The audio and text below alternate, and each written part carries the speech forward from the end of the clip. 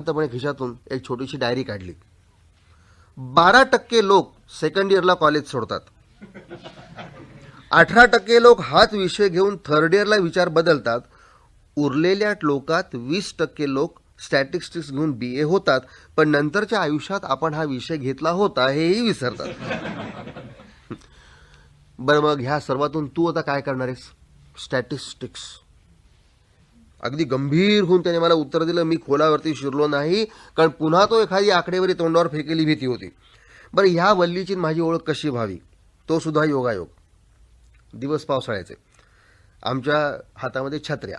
मी माझा दोस्त चाललेले आहोत आणि एवढ्यात आमच्या समोरून एक प्लॅस्टिकचा रेनकोट घातलेली बाई पाठमोरी चाललेली होती. नॉर्मली कुठली बाई पाठमोरी चालणं म्हणजे एक कुतूहल असतंच. त्यात रेनकोट वगैरे घालून जाणाऱ्या बायका म्हणजे ॲडिशनल कुतूहल, कारण डोक्यावरचं टोपडं निघेपर्यंत ही बाई कशी आहे याचा पत्ता लागत नाही. म्हणजे कुतूहलाला आणखीन थोडंसं जास्त, ज्याला आपण सस्पेन्स वाढतो म्हणतात ना, तसं. पण ह्या बाईमध्ये एक फरक होता की सामान्यतः बायका जेवढ्या उंच असतात त्यापेक्षा का कुणास ठाऊक ही बाई मला जरा जास्त उंच वाटली. आम्ही तिच्या पाठमोऱ्या आकृतीकडे बघत बघत चाललो होतो आणि वाट अशी बघत होतो की केव्हा तरी ती चालता चालता थपकेल, आमचा स्पीड वाढून आम्ही तिच्या पुढे जाऊ, उगीच काहीतरी बघायचं निमित्त करून पाठीमागे वळून पाहू आणि चेहरा बघून घेऊ. अशा कॅल्क्युलेशनने आमचं सगळं चालणं चाललेलं होतं. पण तो योगी काही स्टेशन गाठेपर्यंत आला नाही. स्टेशनच्या शेडखाली आम्ही गेलो, आम्ही छत्र्या मिटल्या आणि मग त्या बाईने रेनकोट काढायच्या अगोदर रेनकोटाला जी एक अंगची जोडलेली टोपी असते ती टोपी काढली. टोपी काढली, प्रचंड धक्का बसला. तो एक पुरुष होता. बायकांचा रेनकोट घालून पुरुष चालला होता. त्याने शांतपणे रेनकोटाची घडी केली, हातावर घेतली. माझा असा मोरू झाला. त्याला मी दोस्त खुश आमचा. हसतोस काय? मग काय रडू? पण तो कोण? तो स्टॅटिस्टिक्स मराठे. म्हणजे काय? अरे म्हणजे सुदर्शन मराठे काय ते तुला लवकर कळेल. तोपर्यंत रेनकोटाची घडी काढून ते चिरंजीव आमच्या मित्रांच्या शेजारून उभे राहिले.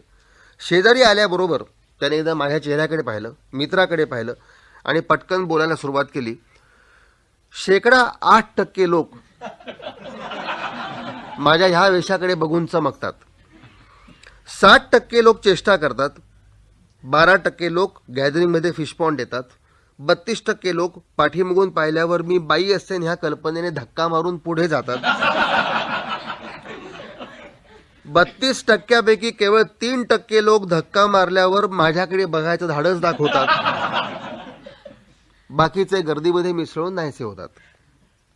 तेवढ्यात मित्राने माझ्याकडे पाहून, समजलं तुला? मी फक्त हो म्हणालो. मित्राने आमची ओळख करून दिली. ताबडतोब खिशातून त्याने आणखीन एक डायरी काढली. 21% लोकांचा परिचय प्लॅटफॉर्मवर होतो. 11% लोकांच्या ओळखी लग्नमुंज कार्यामध्ये होतात. त्यातल्या 10% विसरल्या जातात.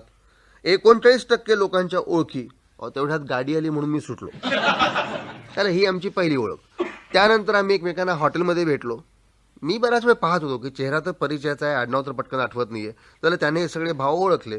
तो आपली खुर्ची घेऊन माझ्या तिथे आला आणि पहिलं वाक्य, 18% लोक झालेली ओळख पक्की लक्षात ठेवतात, बाकीचे विसरतात. होय बरं. ओ तुम्ही स्टॅटिस्टिक्स मराठे? येस. आता इथे कसे? कॉलेज सोडलं का? सोडलं म्हणजे नाही, मध्येच सोडायचं कारण काय तुम्हाला? अहो मी तुमच्यापेक्षा बराच लहान आहे, तेव्हा अहो वगैरे हे काही प्रकरण तुम्ही करू नका. आम्ही इथून पुढे फक्त स्टॅटिस्टिक्स करणार म्हणून कॉलेज सोडलं. मग मी काही खोलामध्ये शिरलो नाही. पण ह्या माणसाचे उपद्व्याप याच तऱ्हेचे सुरू झाले. 4-5 महिने नोकरी करायची, पैसे साठवायचे आणि जमलेल्या पैशावर कसला तरी प्रचंड प्रयोग करून कुठल्या तरी दैनिकात ती आकडेवारी प्रसिद्ध करायची. तुम्हाला सांगतो, भूताटकीने झपाटलेला माणूस बरा होईल, पण स्टॅटिस्टिक्सने झपाटलेला सुदर्शन शेवटपर्यंत तसा राहणार हे कुठलाही होराभूषण न सांगता मी ओळखू शकत होतो. एकदा वल्ली प्लॅटफॉर्मवर भेटली. ऑफिसची वेळ. त्याच्या गळ्यामध्ये एक शबनम पिशवी, अंगात झब्बा लेंगा, मुळात उंची जास्त, शरीरयष्टी किरकोळ, म्हणून तो आधी असा ढेंगाळ्यासारखा दिसत होता. मी समोर गेल्याबरोबर त्याने बॅगेतने कागद काढून माझ्या हातात ठेवला. त्याच्यावरती 5-6 प्रश्न होते. आपण किती वारी पातळ नेसता? 9 वारी, 7 वारी, 5 वारी, 6 वारी? कोणती पातळ वापरता? खादी, मिल्सची, कॅलिक्विन, अरविंद, वायल्स, नागपुरी, इचलकरंजी, चौकडी, डफळा, किरणकाठ, करवतकाठ, Indori, wash and wear, nylon, dralon, इरकली? 5-6 वारी पातळात पेटीकोट कोणता वापरता? पातळाच्या रंगाचा की सफेद? सफेद परकर घरी धुता का लॉन्ड्रीत? माझं वाचन चालू असतानाच लोक लली. माझी पर्वा न करता साहेब बायकांच्या डब्यासमोर जाऊन उभे राहिले. त्यांनी भराभरा हँडबिल डब्यामध्ये फेकायला सुरुवात केली. हे सगळं झाल्यानंतर तो पुन्हा माझ्याजवळ येऊन उभा राहिला. काय रे मराठे, मुली हे सगळं वाचतात का? गंभीर चेहरा करत त्याचं उत्तर, 20% मुली न वाचता हँडबिल फेकून देतात, 12% मुली वाचून फेकून देतात, 8% मुली एकमेकीत चर्चा करतात, 20% मुली नंतर बघू असं म्हणून पर्समध्ये ठेवतात आणि 2 महिन्यांनी जेव्हा पर्स साफ करायला काढतात तेव्हा हे बोळे काढून फेकून देतात. तरी देखील 3% मुली राहतात. बरं, मग पुढे पुढे काही नाही. 3% जरी मी हिशोब केला, म्हणजे त्यातली देखील काही मंडळी प्रामाणिकपणे उत्तरं कळवतात, काही कळवत नाहीत, तरी सुद्धा सांगतो की मी 3000 हँडबिलं छापून घेतली आहेत. ही मी दिवसभर वाटणार. कमीत कमी 900 मुली उत्तरं पाठवतील माझ्या हिशोबाप्रमाणे. बरं, ह्या आकडेवारीचं नंतर काय करणार? त्याचा उपयोग काय? उपयोग त्याने माझ्याकडे तुच्छतेने पाहिलं. उपयोग आज ना उद्या होईल. लक्षात घे, हे असलं कार्य मी ह्या शतकासाठी करतच नाहीये.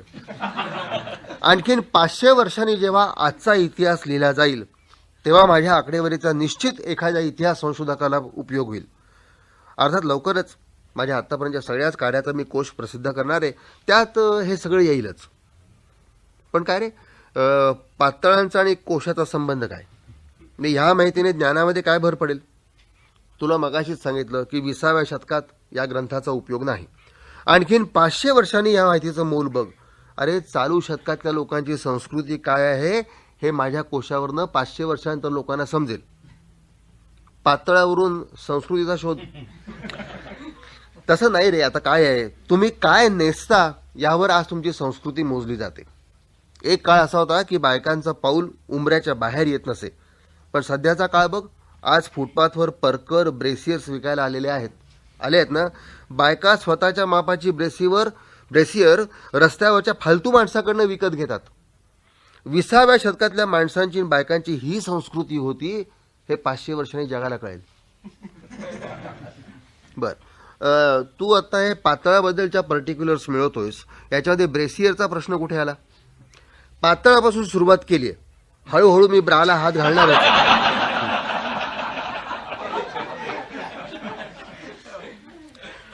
तेवढ्यात आणखीन एक लोकल आणि सुदर्शनजी हँडबिल वाटण्याकरता धावले. तो असाच अधूनमधून भेटायचा, असलेच प्रयोग करत राहायचा. जेव्हा भेटायचा तेव्हा हातात कसलं ना कसलं तरी पत्रक असायचं.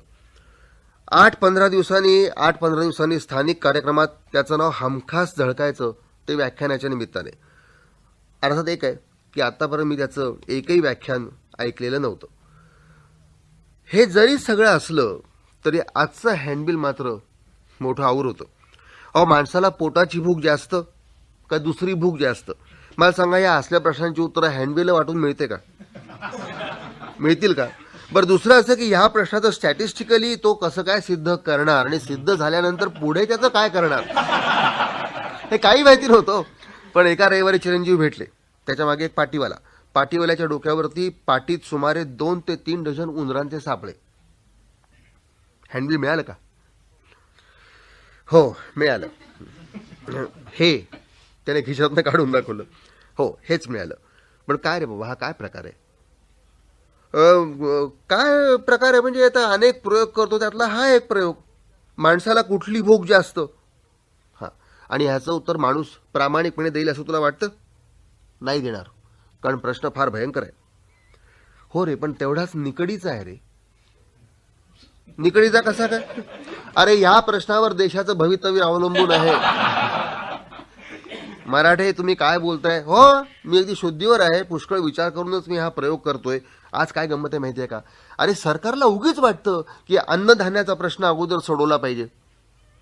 पण समजा ह्या प्रयोगाने जरी सिद्ध झालं की अन्नधान्य सोडवायचं काही आवश्यकता नाहीये, तर आज राष्ट्रातले सगळे नेते भलत्याच ट्रॅकवर आहेत. त्यांना मी प्रॉपर ट्रॅकवर आणतो की नाही बघ. बर, आता प्रयोग कसा काय करणार आहेस? मी काय केलं माहिती आहे? 1000 उंदीर गोळा करणार. 500 पकडून झालेले आहेत, पिंजरे कमी पडले ते घेतले. आता 1000 उंदीर जमले की त्यातले नर आणि मादी बाजूला काढणार. मग त्यातल्या नरांना 8 ते 15 दिवस उपाशी ठेवणार. त्यानंतर सुमारे एक साधारण 10 बाय 10 किंवा 12 बाय 10 असा एक मोठा पिंजरा तयार करणार. एका कोपऱ्यामध्ये खाण्याची बशी ठेवायची, एका कोपऱ्यामध्ये उंदरीण ठेवायची आणि पिंजऱ्याच्या एका टोकाकडनं एक एक उंदीर सोडायचा. 10 दिवस 15 दिवस उपोषण केलेला, तो उपोषण केलेला उंदीर सोडायचा. उंदीर पहिल्यांदा कुठे जातो? बशीकडे का उंदरिणीकडे? बरं, उंदरांच्या वरून माणसांचा निष्कर्ष हो ना, कारण उंदीर हा कमीत कमी डोक्याचा प्राणी. कमीत कमी डोकं असलेला प्राणी देखील बरोबर पहिल्यांदा काय हवं आहे जर ओळखू शकला तर माणसांबद्दल प्रश्नच नाही.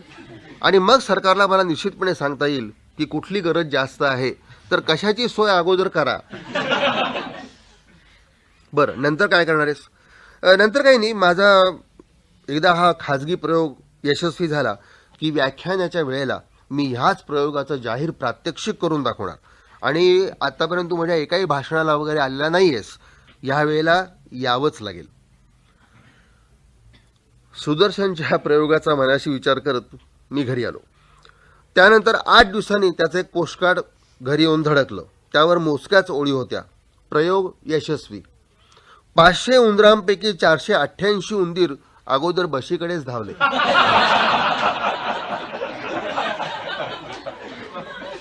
कोपऱ्यातल्या उंदरणीकडे त्यांनी बघितलं सुद्धा नाही, तेव्हा देश योग्य ट्रॅकवर आहे.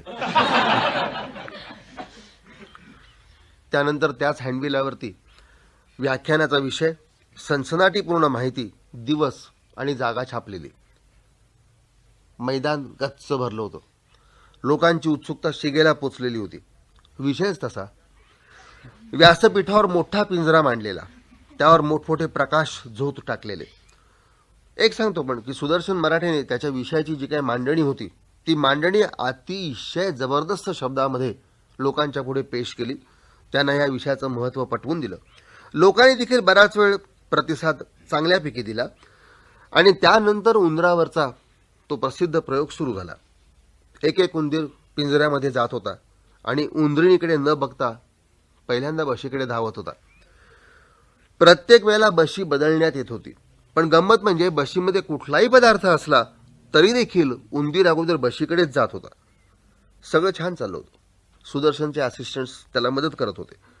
आणि मध्येच सुदर्शनने पटकन विचारलं, कुणाला काही शंका वगैरे असेल तर आत्ताच विचारा. त्याबरोबर कोणीतरी एक जण मैदानातनं उभा राहिला. त्याने काहीतरी एक शंका विचारली. मला ते वाक्य नीट ऐकू आलं नाही. नंतर दिसलं ते एवढंच की सुदर्शन मराठे पटकन असा खाली बसला आणि पाठोपाठ लोक त्याच्या अंगावर धावले. कुणी बटाटे मारले, कुणी अंडी मारली, नाना तऱ्हा झाल्या. चला, आपल्याला या दंगलीत मधल्यामध्ये काही व्हायला नको म्हणून मी काढता पाय घेतला. सभा अर्थातच संपूर्णपणे उधळली. दुसऱ्या दिवशी सभा कशी उधळली याचं सागर संगीत पेपरला वर्णन पण आलं. मी त्याला भेटायला हॉस्पिटलमध्ये गेलो. आज तो जरा बरा दिसत होता, तरी देखील हाताला आणखीन डोक्याला पट्ट्या होत्याच. तशाही अवस्थेत तो मला म्हणाला, 18% लोक बटाटे मारतात.